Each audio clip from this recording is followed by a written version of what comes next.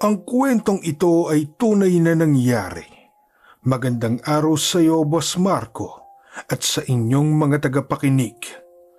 Ako nga pala si Fernando, isa na rin sa mga listener ng inyong channel. Katulad ng mga napapakinggan kong kwento, mayroon din akong nakakatakot na karanasang gustong ibahagi sa inyo. Tawagin niyo na lang akong Lolo Fer, dahil may edad na rin naman ako at may mga apo na rin ngayon. Ang kwentong ibabahagi ko ay naging karanasan ko noong nasa 20 anyos pa lang ako. Binata pa ako noon at nakatira pa sa lupang sinilangan ko sa San Jose, Mindoro. Hindi ko na babanggitin ang mismong lugar kung saan kami nakatira noon. Basta ang kinaroroonan ng bahay namin ay malapit lang sa ilog kung saan madalas kami mangisda ng mga kapatid ko. Simple at mapayapa ang pamumuhay namin sa aming probinsya, Boss Marco. May maliit kaming bukid kung saan may mga tanim kaming mga gulay at mais na ibinibenta namin sa may palengke sa bayan kapag pwede ng anihin. Mayroon din kaming mga alagang hayop, gaya ng mga baboy, manok at ilang kambing na pinaparami para maipagbili rin. Nasa bukid din namin ang kulungan ng mga yon, kaya maaga pa lang ay pumupunta na roon sina nanay at tatay para pakainin ang aming mga alaga at linisin ang mga kulungan nila. Kapag araw na walang pasok sa eskwela, tumutulong kaming magkakapatid sa mga magulang namin. Hindi naman kalayuan ang bukid namin sa aming bahay, kaya madali lang yon puntahan. Layo-layo pa ang mga bahay noon sa lugar namin at kakaunti pa lang sa mga residente ang may kuryente sa mga tahanan. Kahit kami noon ay gasera lang ang gamit na pang-ilaw kong gabi. Nang mga panahong yon, marami pa rin ang naniniwala sa mga klase ng mga nakakatakot na nilalang gaya ng mga maligno, impakto at mga aswang. Bagay na tinatawanan na lang ng marami sa panahong ito, lalo na ng mga kabataan. Pero isa ako sa makapagpapatunay na hindi lang mga ordinaryong tao ang nabubuhay sa ating mundo.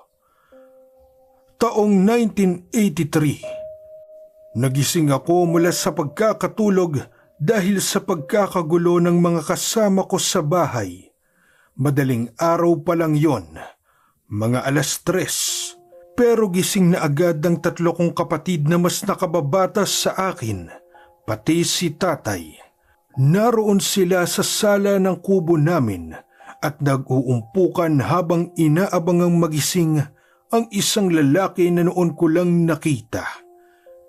Napatanong tuloy ako kay tatay kung sino yon, kahit pupungas-pungas pa ako sa antok. Ang sabi niya, hindi rin niya kilala ang mamang yon. Nakita lang daw niyang walang malay tao roon sa tabi ng pangpang at may ilang sugat sa katawan. Nakita niyang humihinga pa naman daw, kaya naawa siyang tulungan iyon.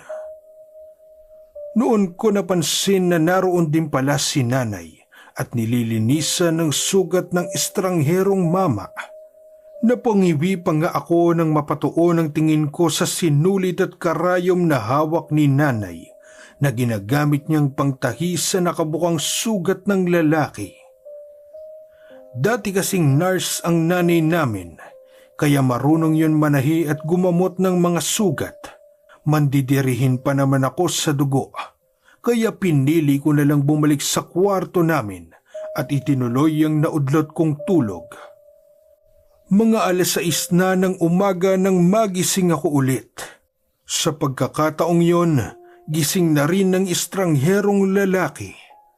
Nakaupo yun sa harap ng mesa, kasama sina nanay at tatay habang nagkakape. Tahimik akong lumapit doon para magtimpla ng sarili kong kape. Pagkatapos, dali-dali rin akong umalis at nagpunta sa gitna ng salas kung saan naroon ang mga kapatid ko na nag-aalmusal ng nilagang kamote. Mula roon ay tahimik kong pinakinggan ng usapan ng aking ama at ina at ng estrangherong mama. Noon ko lang nalaman na dayo pala sa amin ng lalaking yun na ang pangalan daw ay Mario. Ayon sa kanya, nayaya lang daw siya ng isang kaibigan para dumalo sa pista ng lugar nito. Pero sa kasamaang palad daw, noong pabalik na sila ng Maynila, ay may nakaengkwentro daw silang masasamang loob habang patungo na sila roon sa istasyon ng bus kung saan sila sasakay. Pilit daw silang pinasakay ng kaibigan niya sa sasakyan ng mga yon at dinala sa liblib na lugar. At nang makuha na raw ang lahat ng gamit at pera nila, ay sinaktan sila nito at tinangkapang patayin. Marami siyang tinamong sugat at hindi niya raw akalain na mabubuhay pa siya. Hindi nga raw niya alam kung paano siya napunta sa Pangpang kung saan siya nakuha ni tatay.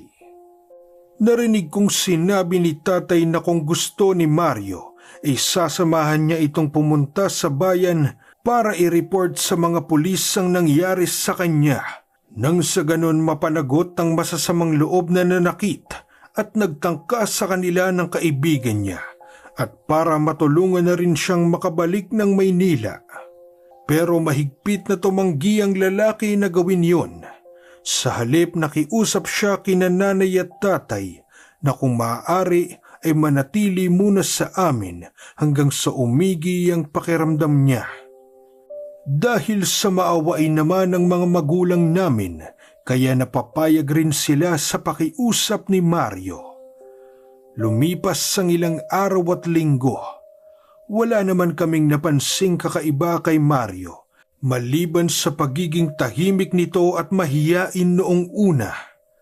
Pero kalaunan ay parang nasasanay na rin siya sa amin dahil nakikihalubilo na rin siya sa mga biruan at kwentuhan namin. Kung minsan ay sumasama na rin siya sa bukid at gumagawa ng mga trabahong kaya lang niyang gawin dahil hindi pa naman lubos na magaling ang iba niyang sugat. Mabait naman si Mario at marunong makitungo. Masipag dahil palagi siyang naghahanap ng pwede niyang gawin. Isa sa ipinagtataka ko lang sa kanya noon dahil parang hindi siya nauubusan ng lakas. Gayong napakakonti niya lang kumain. Hindi namin alam kung nahihiya lang ba siyang kumain ng marami o sadyang pihikan lang siya sa pagkain. Nang mga panahong yon, madalas ay umaalis si tatay kong gabi para sumama sa ronda ng mga purok sa lugar namin. Bali-balita kasi sa lugar namin na may mga tulisang sumasalise kong gabi para magnakaw ng mga alagang hayop. Sa katunayan, isa rin kami sa mga nanakawan din ng mga alaga. Ganoon na lang ang panlulumo noon ni na tatay at nanay nang mawala ang ilan sa mga alaga naming manok. Laking pasalamat na lang ng tatay dahil kasama namin si Mario sa bahay kaya hindi siya kakaba-kaba na umalis sa gabi para sumama sa ronda. Aaminin ko na naging malapit na rin ang loob ko kay Mario. Siguro ay dahil na rin sa ako ang panganay sa aming magkakapatid, kaya parang kuya na ang turing ko sa kanya. Hindi rin naman kasi nagkakalayo ang edad namin dahil ayon sa kanya ay nasa 28 anyos pa lang siya. Sobrang nakasundo namin si Mario, lalong-lalo na ako, dahil doon parang ayaw ko na nga siyang umalis pa sa amin. Pero isang gabi, habang malakas ang ulan, nagising ako dahil sa ubod lamig ng panahon. Bukod sa giniginawa ko ay nakaramdam din ako ng pagbigat ng tiyan, kaya napabangon ako para magbawas. Nang mapadaan ako sa sala, napansin kong wala roon si Mario kung saan siya natutulog. Naisip ko na baka nasa palikuran din. Kinuha ko ang malaking payong na nakasabit sa dingding para lumabas at tumungo sa palikuran At pagdating ko roon, hindi nga ako nagkamali na naroon si Mario dahil sarado ang pinto nun. Tanda na may tao nga roon. Naghintay ako ng ilang sandali na lumabas siya, pero nakaramdam na ako ng pagkainip ay nasa loob pa rin si Mario, kaya sinubukan ko ng katukin ng pinto. "May tao ba riyan?" Malakas na tanong ko. Nakarinig ako ng pagkaluskos mula sa loob ng palikuran at pagbuhos ng tubig. Maya-maya'y naramdaman ko ang pagtama ng tubig sa aking paa mula sa sahig ng palikuran, kaya napatingin ako roon. Napakunot ang noo ko dahil sa parang kakaiba yung kulay ng tubig. Parang kulay pula. Itinutok ko ang ilaw ng hawak kong flashlight sa paanan ko. At doon ko nakumpirmang kulay pula nga ang tubig na umaagos mula sa loob ng palikuran. Bukod doon ay nag-amoy malansa rin ng paligid. Hindi kaya biglang bumukas ang pinto ng banyo, kaya napalipat ang tingin ko sa taong lumabas mula roon. Si Mario. Napatda ako ng tingin sa hubad niyang pangitaas na nakapagtatakang sa lamig ng panahon ay parang hindi iyon nakararamdam ng ginaw. Ang sabi niya, nabasa raw ng ulan ng kamiseta niya, kaya hinubad na lang niya bagamat hindi ko pa siya tinatanong. Nagmamadali na rin akong iniwan ni Mario at tuloy-tuloy nang pumanhik sa bahay namin. Dahil nakaramdam na rin ako ng matinding lamig, kaya sumunod na rin akong pumanhik sa bahay at nakalimutan na ang gagawin ko sanang pagbabawas. Kinabukasan, ilang sandali pa lang na nakakaalis ng bahay si tatay para pumunta ng bukid, ay bumalik na agad siya na ipinagtaka namin. Lugong-lugo siya ng mga oras na yon nang ibinalita sa amin na nawawalan na naman kami ng alagang hayop, at sa pagkakataong yon, isang inahing baboy naman namin ang nawala na bagong panganak pa man din.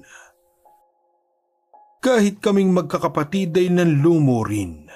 Hindi rin kasi birong halaga ang nawala sa amin, dahil kung maibibenta ang alagang baboy na yon, malaki-laking halaga na rin para sa mahirap na gaya namin.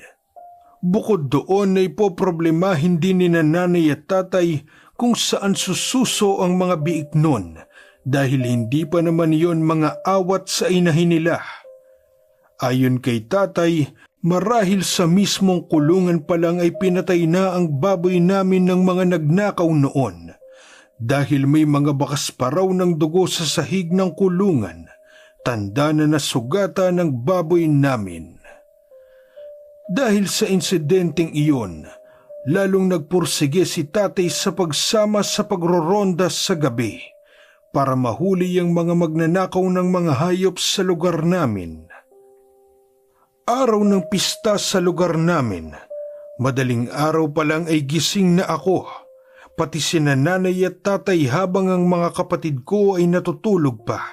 Maaga kasi kaming pupunta sa may bukid, dahil magkakatay kami ng baboy ng oras na yon para pang lechon at bilang handa namin sa pista. Naroon din ang ilan kong tiyuhin na mga kapatid ni tatay para tumulong sa pagkakatay ng baboy. Bago kami umalis ng bahay ay inutusan pa nga ako ni tatay na gisingin si Mario para sana isama siya, pero nang puntahan ko si Mario sa tulugan niya, wala siya roon, kaya mag-isa na lang akong sumunod kina tatay. Nang nasa bukid na kami banda, kung nasaan ang kulungan ng mga baboy, ay tinanong ako ni tatay kung nasaan daw si Mario. Ang sabi ko wala siya roon sa tulugan niya, kaya hindi ko naisama. Tumangulang si tatay at bumuntong hininga. May ilang sandali siyang nakatayo lang at parang may iniisip na malalim. Nang tanungin siya ni Tio Pablo kung alin sa mga baboy roon ang lilitsunin namin, matagal na napatingin si tatay sa may kulungan bago sumagot at ang sabi, ang baboy na kulay itim daw ang kakatayin namin.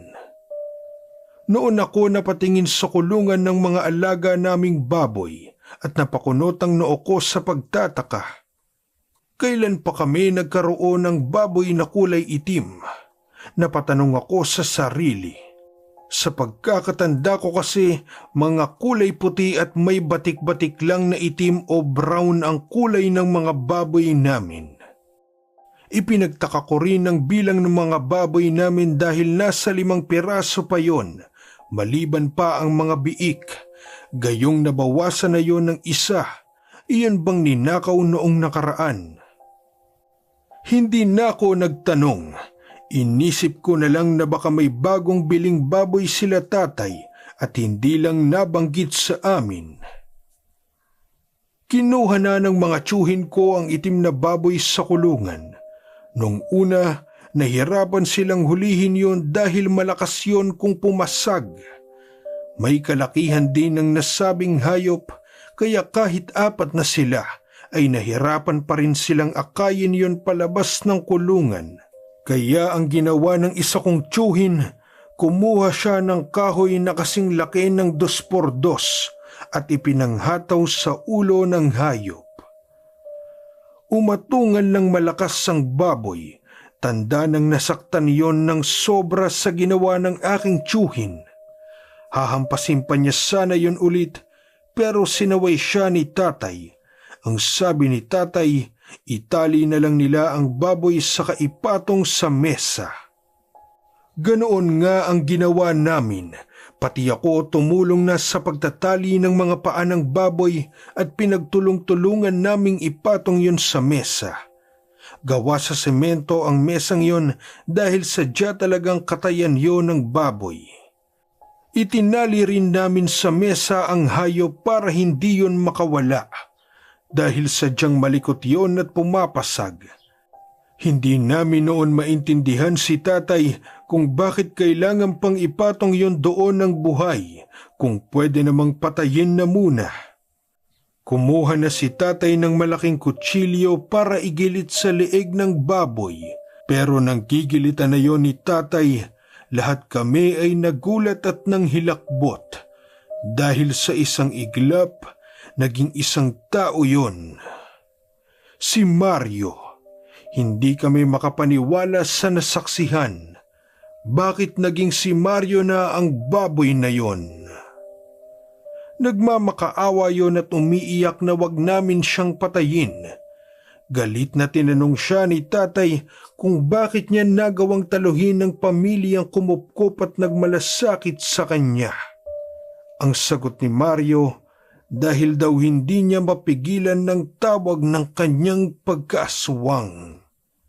Kailangan niyang kumain ng hilaw na karne at uminom ng dugo para maibsan ng matinding gutom at pagkauhaw. Pero sa kabila raw ng pagiging aswang niya, kailanman daw ay hindi siya ng biktima ng tao. Ang sabi pa ni Mario, hindi raw niya kagustuhang maging aswang. Dahil hinawaan lang naman siya ng kung sinong gumawa sa kanya noon. Hindi raw niya nakikilala ang may kagagawan kung bakit siya naging aswang. Nagkaganoon daw siya matapos niyang dumayo sa isang pista sa lugar ng isang kakilala. Humingi ng kapatawaran si Mario kay tatay at nakiusap na wag siyang patayin at pakawalan na lamang siya at nangakong aalis na sa lugar namin at hindi na babalik. Sa huli ay lumambot pa rin ang puso ni tatay at nakiusap sa mga tiyuhin ko na pakawalan na lang si Mario. Pero nagbanta ang tatay ko kay Mario na sa oras na bumalik siya sa lugar namin ay ipagsasabi ni tatay sa taong bayan kung sino siya. Natuloy pa rin naman ang handaan namin ng araw na yon. Pero hindi na kami dumayo sa ibang bahay dahil pinagbawalan kami ni tatay. Baka raw kasi balikan kami ng aswang at mapahama kami kaya sa bahay na lang kami nagkainan kasama ng ibang mga kapitbahay at mga kamag-anak. Simula naman noon, Hindi na bumalik si Mario sa amin. Naging tahimik na sa lugar namin at wala nang nawawalang hayop. Nanatiling lihim ang tungkol sa pagiging aswang ni Mario. Mahigpit na ipinagbilin sa amin ni tatay kahit sa aming mga kamag-anak na nakakaalam nun na wag nang ipagsasabi kahit kanino ang tungkol doon. Naniniwala kasi si tatay na hindi talaga kagustuhan ni Mario ang maging isang aswang at isa rin itong biktima ng kung sino man ang may kagagawan nun sa kanya. Ramdam din daw ni tatay na mabuting tao si Mario dahil nagagawa nitong pigilan ng sarili na mambiktima ng tao sa halip mga hayop na lang ang kinakain ito para maibsan ang pagkatakam sa karne at dugo. Simula rin noon, tumatak na sa isipan naming magkakapatid na maging maingat sa pagdayo sa mga pista o kahit anong handaan sa ibang bahay o lugar o hanggat maaari huwag na lang dumayo. Baka kasi matulad kami kay Mario na nahawaan ng pagiging aswang na muntik ng katayin at gawing handa sa pista.